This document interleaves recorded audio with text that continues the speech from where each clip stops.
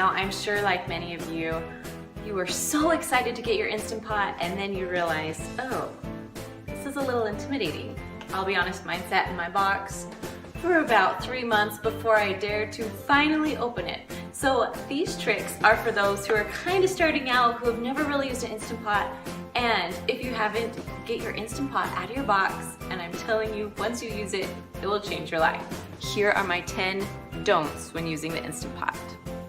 Number 1, don't just jump in, turn it on, and expect everything to work without reading the instructions.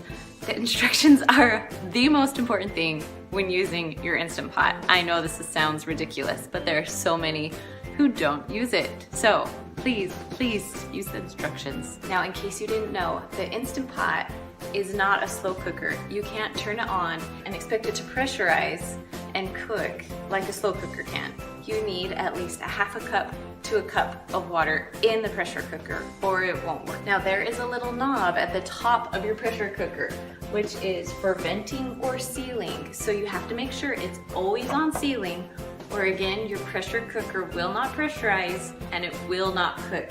Venting is for when it's all done cooking. It's called a quick release and you turn it to venting. But for now, when you want it to pressurize, be sure it's on sealing. I've done this many times, stuck something in here and it didn't cook. I couldn't figure out why. Oh, because I was on venting, not sealing. Do not stick your hand over the vent when a recipe calls for a quick release. If you do, you will burn your hand. And yes, I did experience this. So I would suggest using a hot pad or being very careful, making sure your hand is not in the way when you are ready to vent. Do not overfill the Instant Pot because 1, it takes forever to pressurize. 2, sometimes it doesn't even pressurize. And 3, sometimes it won't even close if you're overfilled. So your food doesn't cook as evenly, it could burn, it could not cook at all. Lots of reasons why you should not overfill it. And thankfully, they have a max line, and I would suggest doing 1 line underneath the max line. Do not place the steel bowl on the stovetop. Now, I didn't do it myself, thankfully, but I have seen pictures of other people who have put it on the stovetop and turned it on. This is not for the stovetop. It is only for the Instant Pot. So make sure it just stays there. As you open your instructions and read them like you're supposed to, right? Yeah. You will understand these words like quick release and venting. Be sure when you're making foamy food, so things that cause foam like rice, beans, any type of grain. When I do like a ton of potatoes, when you do really thick soup, anything that causes foaming when it pressurizes. If you do a quick release, even though some says do quick release, if you do a quick release, you will have soup or whatever foam that is coming from that will be all over your kitchen. So just beware.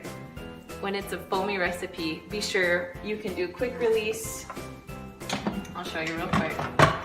So you're on sealing. To do quick release, you can turn it quickly and quick release that way. Then you won't have explosions because no one wants explosions in their kitchen.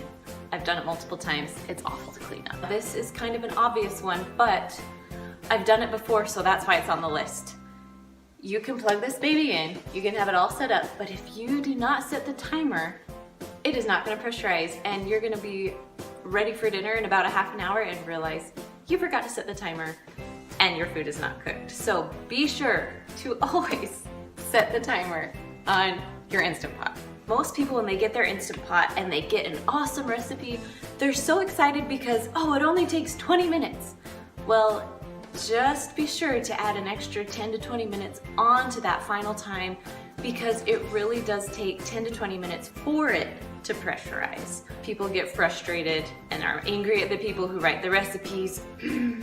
And so just be sure it is gonna take an extra 10 to 20 minutes to pressurize. Now, obviously, there are a lot more tips and tricks that go along with the Instant Pot, but these are just the ones that I had experience with that I thought would be helpful for new people who have an Instant Pot. Now, I do have a suggestion. If you are brand new to the Instant Pot community, I highly suggest going to the Facebook group.